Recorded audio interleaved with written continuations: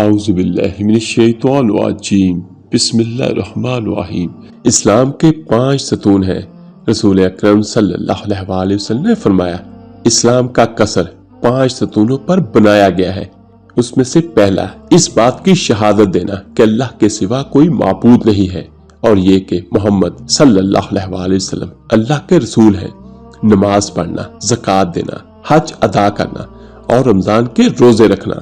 اللہ پاک ہم سب کو نیکی کے کاموں کی توفیق عطا فرمائے، آمین ثم آمین۔ السلام علیکم ورحمۃ اللہ وبرکاتہ۔ میرے عزیز بھائیو بہنوں اور بچوں، آج کی اس ویڈیو میں آپ کو حضرت لقمان علیہ السلام کا واقعہ بیان کروں گا۔ یاد رکھیے گا، یہ حضرت لقمان حکیم وہ ہیں جن کا تذکرہ قرآن پاک میں بھی بیان ہوا ہے۔ میرے عزیز بھائیو، حکیم لقمان کے بارے میں کہا جاتا ہے کہ آپ کی دانش مندی مسلم تھی۔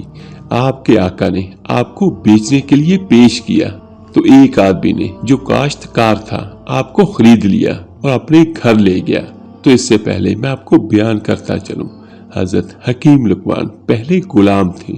تو جب وہ بندہ جس نے آپ کو خریدا تھا وہ اپنے ساتھ اپنے گھر لے گیا تو آپ سارا دن اس کی خدمت میں مصروف رہے، حتیٰ کہ رات آ گئی۔ یہ پہلی رات کی بات ہے جب حضرت لقمان علیہ السلام نے عشاء کی نماز پڑھی تو دیکھا کہ آپ کا آقا جس نے آپ کو خریدا تھا وہ سو گیا، لہٰذا آپ ایک خالی کمرے میں تشریف لے گئے اور نماز ادا کرنے لگے۔ جب رات 1 پہر بیت چکی تو آپ اپنے آقا کے پاس گئے اور انہیں اٹھایا اور کہنے لگے، میرے آقا، بہشت یعنی جنت کو راستہ کر دیا گیا ہے اور جہنم کو یعنی دوزخ کو بھڑکا دیا گیا ہے۔ جو شخص آخروی نعمتوں کو حاصل کرنا چاہتا ہے وہ اتنا زیادہ سویا نہیں کرتا۔ تو مالک کہنے لگا، اے غلام چلے جاؤ، میرا رب بڑا غفور رحیم ہے۔ یہ کہہ کر وہ پھر سو گیا اور حضرت لقمان علیہ السلام اپنی جگہ واپس آ گئے اور پھر نماز میں مشغول ہو گئے۔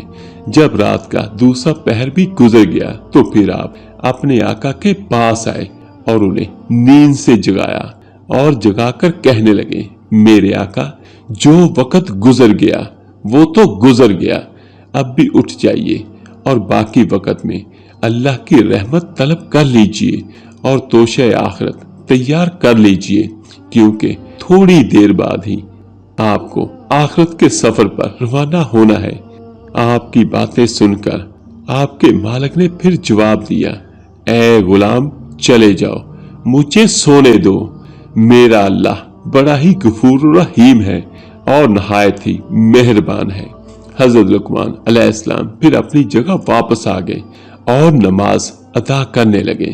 رات کا تیسرا پہر بیت گیا اور صبح ہونے کے قریب ہو گئی تو پھر آپ اپنے مالک کے پاس گئے اور انہیں ہلا کر کہنے لگے، یعنی نیند سے جگایا اور کہنے لگے، میرے آقا، اب تو پرندے بھی اپنے گھونسلوں سے نکل کر ذکر میں مشغول ہو چکے ہیں اور بیابانوں میں جنگلی درندے بھی اپنے اپنے ٹھکانوں کو چھوڑ کر اللہ پاک کی حمد و ثنا میں مصروف ہو گئے ہیں۔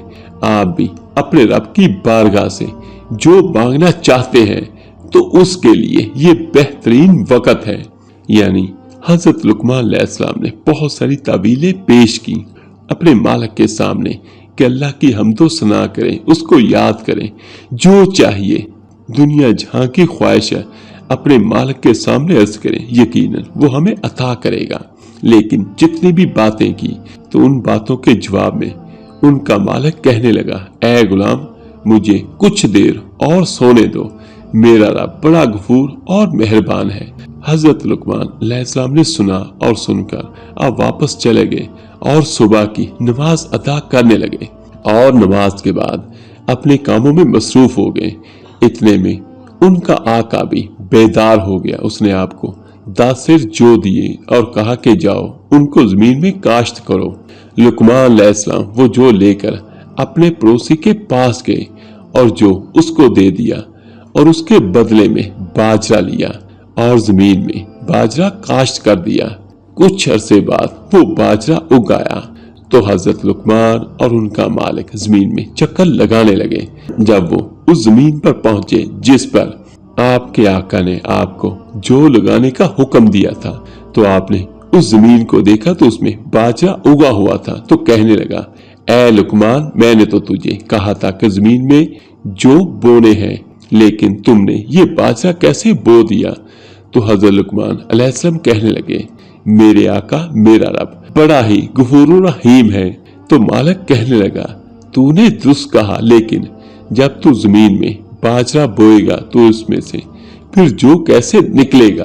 तो हजरत लुकमान अलैहिस्सलाम, जिन्होंने जानबूझकर बाजरा उस जमीन में बोया था और पूरी प्लान के साथ उन्होंने ये काम किया था, तो उन्होंने देखा और कहने लगे, बिल्कुल इसी तरह मेरे आका, जब आप गाफलों की तरह पड़े सोते रहेंगे तो सालहीन के दर्जे को कैसे पा सकेंगे। मेरे अजीज भाइयों बहनों और बच्चों, ये वीडियो खुसूसन उन भाइयों बहनों के लिए है जो कहते हैं कि हम कल को नमाज पढ़ेंगे, या कोई भी काम अगर नेकी करने का कोई दूसरा कहता है तो वो कहते हैं कि अभी नहीं कर सकते, या हम अभी थके हुए हैं, अभी हम सोना चाहते हैं, या कोई और काम है। और उल्टा आगे से ये भी कहते हैं कि मेरे अल्लाह बड़ा गफूर रहीम है। मेरे अजीज भाइयों, इसमें कोई शक नहीं, अल्लाह पाक सबसे बड़ा रहम करने वाला है। लेकिन याद रखिएगा, मेरा अल्लाह हजरत इमाम हुसैन अलैहिस्सलाम और यजीद को एक साथ खड़ा नहीं करेगा। मेरे अजीज भाइयों, शराब बेचने वाले को, शराब पीने वाले को और एक तहज्जुद गुजार को अल्लाह पाक कभी भी एक साथ खड़ा नहीं करेगा। एक बंदा जो झूठ बोलता हो, गाली गलोच करता हो, जो रिश्तों को तोड़ता हो, उसको, और एक वो बंदा जिसने अपनी सारी जिंदगी अपने रिश्तों को जोड़ने में लगा दी और कभी भी बदकलामी नहीं की, वो दोनों एक साथ कभी भी खड़े नहीं होंगे। एक बंदा तहज्जुद की नमाज पढ़े और एक बंदा रात को गाने सुने। मेरे अजीज भाइयों, ऐसा कभी भी नहीं होगा। हाँ, मेरा अल्लाह जिसको चाहे माफ कर दे, जिस पे चाहे अपनी रहमत कर दे, वो अलग बात है, लेकिन अमलों का दारोमदार नियतों पर है।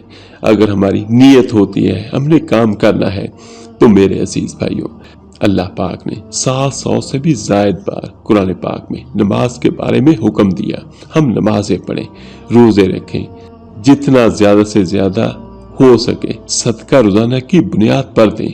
याद रखिएगा कि सदका आपके गुनाहों को भी मिटाता है और आपको अल्लाह पाक के गजब से भी बचाता है। और जो भी नेक अमाल हो वो करें, गाली गलौज से परहेज करें, एक दूसरे के साथ प्यार और मोहब्बत के साथ रहें। अगर आप वालिद हैं तो अपने घर वालों के साथ अच्छा सलूक करें, अगर आप बीवी हैं तो अपने घर वालों और अपने शौहर के साथ ताबेदारी करें। और आखिर में दुआ है, अल्लाह पाक हम सबको सही मायनों में मोमिन और मुसलमान बनाए और हमेशा हमेशा हमें गुनाहों जैसी बुरी लानत से महफूज रखें। आमीन सुम आमीन। अल्लाह हाफिज।